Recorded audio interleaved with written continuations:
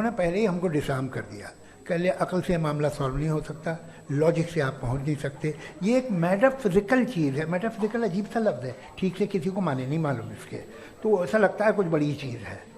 अरे भाई क्या होता है मेटाफिजिकल, बताओ, खड़ी हो। ये एक लफ्ज़ है जो कहीं भी इस्तेमाल हो जाता है। जब आप एक बात कर रहे हैं और आप मुझसे बहस कर रहे हैं तो मुझे मेटाफिजिकल मत बताइए, आप लॉजिकली मुझे प्रूफ किए। और अगर लॉजिकली आप नहीं बात करते साहब ये मेटाफिजिकल है, तो फिर हम आप बात क्या कर रहे हैं? और ये कहना कि वक्त पहले नहीं था, तो फिर क्यों कहते हैं ये हमेशा से और हमेशा रहेगा? हमेशा वक्त है, तो आप कैसे कहते हैं वो हमेशा से है और हमेशा रहेगा? हमेशा का मतलब है कोई वक्त, अगर वक्त ही नहीं है तो हमेशा कैसे? बाहर वो रहेगा। अब मैं ये देखता हूँ, आपने कहा ना कि वहाँ रेप ज़्यादा होते हैं, तो हम एक बात देखते हैं कि दुनिया जिस पे वो कादर मुतलक है, जिसकी मर्जी के बगैर पत्ता भी नहीं हिलता, ओमनीपोटेंट है, ये दुनिया चल कैसे रही है? और इस दुनिया का हाल क्या है? 45,000 बच्चे जो 10 साल की उम्र से कम थे वो गाजा में मरे। भूख से काला हांडी में बच्चे मरते हैं और डिप्थेरिया से मरते हैं।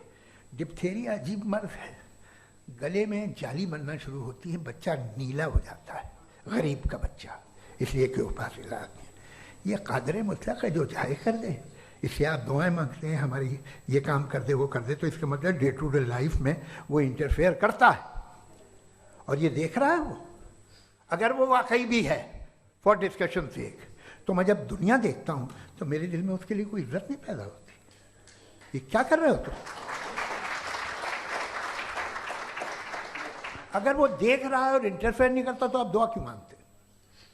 आप कहते हैं मेरा ये काम करा दे, इसके मतलब है वो दखल दे सकता है, वो आपको नौकरी दिलवा सकता है, भले दूसरे आदमी को न मिले, मगर आपका काम कर देगा चूंकि आपने दुआ मांगी है। तो जब वो आपको नौकरी दिला सकता है, लड़की की शादी कर सकता है, बेटे को ग्रीन कार्ड दिलवा सकता है, तो कम से कम ये जो मर रहे हैं बच्चे इनको रोक दे, कुछ तो करे। मुझे तो दुनिया में इस दुनिया का कोई मालिक है, इसका ओमनीपोटेंट कोई रूलर है और ये दुनिया ऐसी चल रही है। मैं तो चाहूंगा कि भाई ना हो, अगर हो तो बड़ी शर्मिंदगी की बात है। शुक्रिया।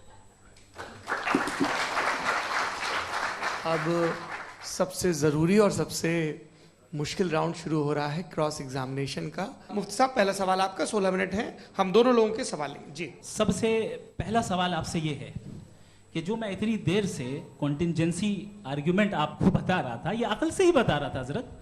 आप ये बताएं कि आप इन्फिनिट रिग्रेस ऑफ कॉजेस को पॉसिबल मानते हैं या नेसेसरी बीइंग के एग्जिस्टेंस को सही समझते हैं? चूंकि दो ही ऑप्शन हो सकता है, आप ये बताएं। देखिए, आपको मैं ईमानदारी से बात करूं, एक तो मैं कॉन्टिजेंसी वर्ड ठीक से समझता नहीं, और इस वक्त भी जो आपने अंग्रेजी के अल्फाज इस्तेमाल किए वो ज़रा थोड़े से मुझे डिफ़िकल्ट और कॉम्प्लिकेटेड लगे, तो आप ज़रा सिंपल ज़बान में सवाल कर सकते हैं? बिल्कुल कर सकता हूँ जी। यूनिवर्स की हर चीज़ कॉन्टिंजेंट होने का मतलब ये है कि वो अपने एग्जिस्टेंस में किसी के ऊपर डिपेंडेड है। जो भी चीज़ डिपेंडेड होगी वो चीज़ इंडिपेंडेंट नहीं हो सकती, तो उसका कोई ना कोई कॉज होगा।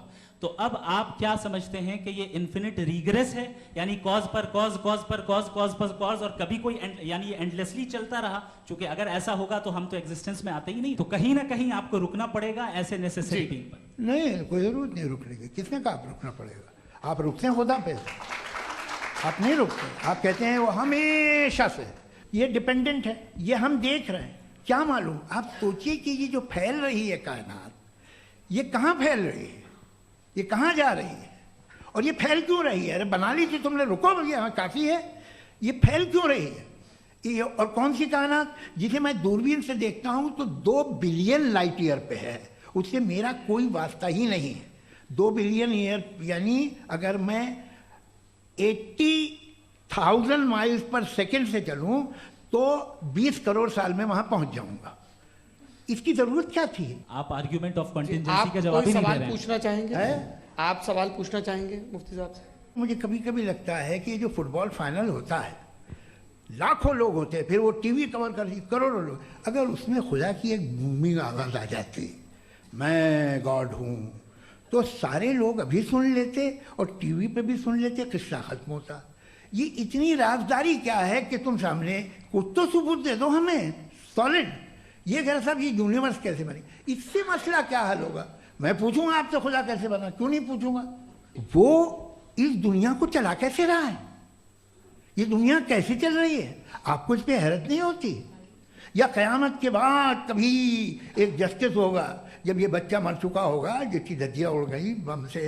आपने कहा कि आपने साबित ही नहीं किया, जबकि आर्ग्यूमेंट ऑफ कॉन्टिंजेंसी बुनियादी आर्ग्यूमेंट है। दूसरी चीज आपने ये बात कही कि इतने बिलियन लाइट ईयर्स दूर है, उसका मेरा क्या लेना देना। फिर मेरे ख्याल से आपको ये नहीं कहना चाहिए I think therefore I am an atheist. आपको सोचना चाहिए।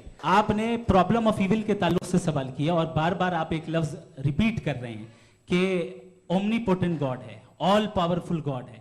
पॉइंट नंबर 1 यानी जो आपका सबसे पहला फॉल्स असम्पशन है कि गॉड मर्सीफुल है, ओमनीपोटेंट है, दुनिया में जुल्म हो रहा है। लेकिन आपको यह समझना चाहिए कि हमारे वर्ल्ड व्यू के मुताबिक गॉड सिर्फ ओमनीपोटेंट और सिर्फ मर्सीफुल नहीं है, बल्कि वो ऑल वाइज भी है और वो ऑल नोइंग भी है। उसके हर काम के पीछे हिकमत और विजडम है। ये कोई जरूरी नहीं है कि वो हिकमत और विजडम आपको समझ में आए या मुझे समझ में आए। अगर आप जो समझ रहे हैं उसके मुताबिक आप फैसला कर रहे हैं, ये लिमिटेड पर्सपेक्टिव से आर्गुमेंट है। और इस चीज को हम अपनी दुनिया में, अपने लाइफ में, डेली लाइफ में इस प्रिंसिपल को एक्सेप्ट करते हैं। हम जब किसी डॉक्टर के पास जाते हैं, डॉक्टर के पास जाकर वो अगर उसने हमें कोई दवाई दी है तो हम ये तो नहीं कहते कि जब तक आपके पास जितना नॉलेज और जितना विजडम नहीं है, आपने क्यों ये दवाई दी है, तब तक हम इस चीज को एक्सेप्ट नहीं करेंगे। नहीं कहते, हम उसकी अथॉरिटी को तस्लीम करते हैं। क्यों? क्योंकि उसकी हम जानते हैं कि वो नॉलेजेबल है, वो विजडम वाला है, हमसे ज्यादा नॉलेज और हमसे ज्यादा विजडम है। बताएं सर। नहीं, डॉक्टर में और खुदा में बड़ा डिफरेंस है। डॉक्टर पढ़ा लिखा होता है एक, तो मैं उसकी बात सुनूंगा। आपने अभी मेरी बात पूरी सुनी नहीं। मैंने कहा आपका पूरा आर्ग्यूमेंट 2 फॉल्स असम्पशंस पर है। एक फॉल्स असम्पशन मैंने बता दिया, दूसरा फॉल्स असम्पशन यह है कि इस दुनिया में इविल के होने का कोई गुड रीजन नहीं है, जबकि हमारे पास बाज रीजंस मौजूद हैं, हमारे पास बाज वजूहात मौजूद हैं। अगर इस दुनिया में इविल ना हो तो आप गुड को डिफाइन कैसे करेंगे?